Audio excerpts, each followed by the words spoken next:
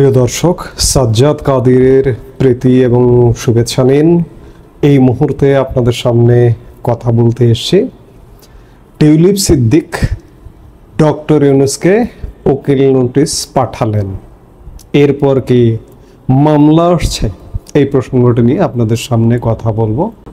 গতকাল 23শে জুনের তারিখে যুক্তরাজ্যের এমপি সাবেক মন্ত্রী টিউলিপ সিদ্দিক ডক্টর মোহাম্মদ ইউনূসের কাছে একটি উকিল নোটিশ পাঠিয়েছেন। মূলত উকিল নোটিশটা দুদক চেয়ারম্যান বরাবর তার একটি সিসি কপি পাঠিয়েছেন প্রধান উপদেষ্টা ডক্টর মোহাম্মদ ইউনূসের নামে।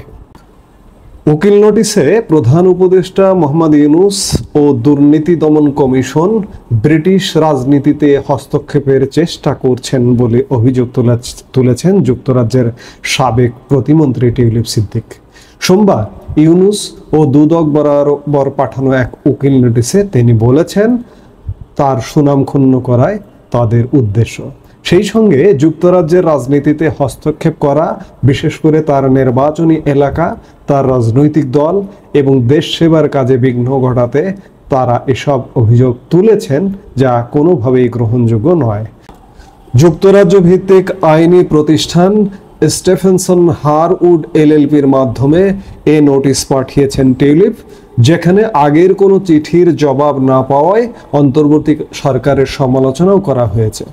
গত 5 অগাস্ট আওয়ামী লীগ সরকারের পতনের পর থেকে শেখ হাসিনা ও তার পরিবারের বিরুদ্ধে একের পর এক মামলা করেছে দুদক।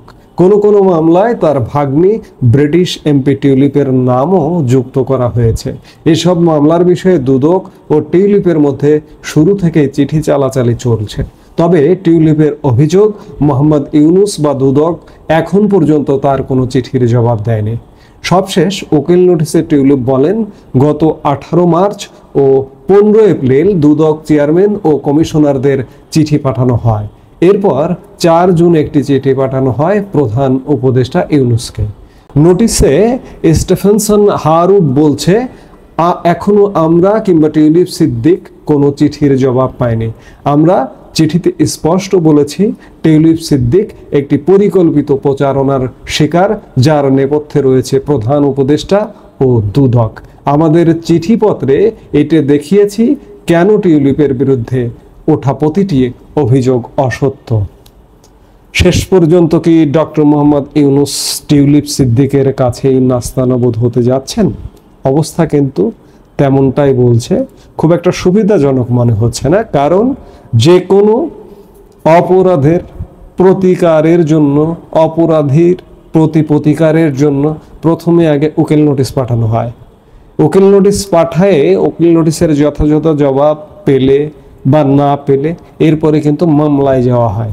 এর আগে একাধিক বক্তব্যে বলেছি যে টিউলিপ সিদ্দিককে যদি বাংলাদেশের কোনো যোগসূত্রের সাথে গণ্য করা হয়, কাউন্ট করা হয়, বর্তমান অন্তর্বর্তীকালীন সরকার যদি কাউন্ট করে, তাহলে সেটি সম্পূর্ণ ভুল করবে।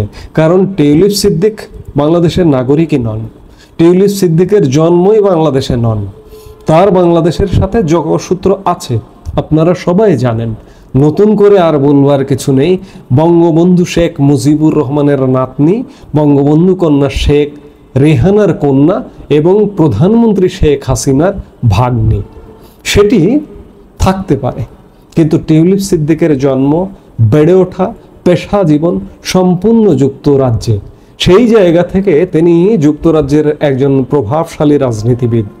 গত 1 বছরে বাংলাদেশের মতো একটি তৃতীয় বিশ্বের দেশ, ধরুন মনে করুন যে বাংলাদেশের সাথে বা কোনো আত্মীয়তার সম্পর্ক নেই, ধরুন যে একজন সাদা চামড়ার মানুষ, সাদা চামড়ার ব্রিটিশ নাগরিক টিউলিপ সিদ্দিক, যদি একটা সাধারণ সাদা চামড়ার ব্রিটিশ নাগরিকের সাথে বাংলাদেশের মতো একটি দেশের সরকার যদি অন্যায় করত, তাহলে কি হতো? সেখানে ব্রিটিশ একজন প্রভাবশালী রাজনীতিবিদ, ব্রিটেন এমন একটি দেশ, সেখানে অভিবাসী হয়েও রাজনীতির শীর্ষ পদে যাওয়া যায়। এই যে কদিন আগেই আপনারা দেখলেন ভারতীয় ঋষি সুনাক ব্রিটিশ প্রধানমন্ত্রী হয়েছিলেন। টিউলিপ সিদ্দিকও এমন সম্ভাবনাময় ব্রিটিশ রাজনীতিবিদ, তিনিও একদিন ব্রিটেনের প্রধানমন্ত্রী হতে পারেন, উড়িয়ে দেওয়া যায় না। সেই জায়গায় টিউলিপ সিদ্দিককে নিয়ে যেভাবে টানাহেঁচড়া নাস্তানাবুদ তার মানহানি করবার জন্য যেভাবে লেগে পড়েছে তৃতীয় বিশ্বের বাংলাদেশ, সেই জায়গায় আজকে টিউলিপ সিদ্দিক প্রতিকার চেয়ে বা প্রতিবাদ জানিয়ে ডক্টর মোহাম্মদ ইউনূসকে কিংবা দুদককে, বাংলাদেশের দুদককে উকিল নোটিশ পাঠিয়েছেন। এই উকিল নোটিশের পরবর্তী পদক্ষেপ হিসেবে যদি টিউলিপ সিদ্দিক ডক্টর ইউনূসের নামে মামলা করেন তাহলে কেমন হবে বিষয়টা, এবং মামলায় যদি প্রমাণ করতে পারেন তাহলে কি হবে, যুক্তরাজ্যের আইন কি বলে। আইনজ্ঞরা, আইন বিশেষজ্ঞরা বলতে পারবেন যে কোনো মামলা, বিশেষ করে পশ্চিমা দেশ, উন্নত দেশের আইন উন্নত। আমরা যদিও বা ব্রিটিশ আইনের ছায়া অবলম্বনেও এখন পর্যন্ত আমাদের ব্রিটিশ আইনই চলে, সেই জায়গা থেকে আজকে টিউলিপ সিদ্দিক যদি মানহানির মামলা করেন, ক্ষতিপূরণের মামলা করেন, তাহলে ডক্টর মোহাম্মদ ইউনূস ফেঁসে যাবেন, যে এটি এক প্রকার নিশ্চিত। এখন আমরা দেখার অপেক্ষায় রয়েছি যে এই যে উকিল নোটিশটি এলো, এর পরবর্তী পদক্ষেপে কি ঘটে। অবস্থা দৃষ্টে মনে হচ্ছে যে টিউলিপ সিদ্দিকই ডক্টর ইউনূসকে নাস্তানাবুদ করে ছাড়বেন। কেউ তো পারছে না ডক্টর ইউনূসকে নাস্তানাবুদ করতে, সেই জায়গায় টিউলিপ সিদ্দিক ইতিমধ্যেই নাস্তানাবুদ করা শুরু করে দিয়েছেন।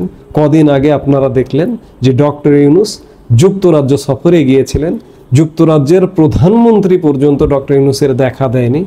যুক্তরাজ্যের রাজা তৃতীয় চার্লসের সাথে দ্বিপাক্ষীয় বৈঠকের একটি গল্প করেছে।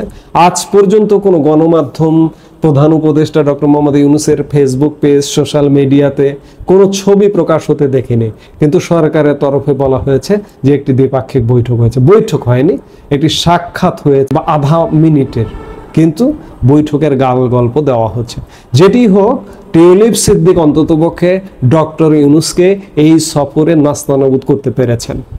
আগামী দিনে আমরা দেখব যে আইনি পদক্ষেপে ডক্টর মোহাম্মদ ইউনূস টিউলিপ সিদ্দিকের হাতেই নাস্তানাবুদ হচ্ছেন। আমরা সেই দিনের অপেক্ষায় রইলাম। এই মুহূর্তে এ পর্যন্তই।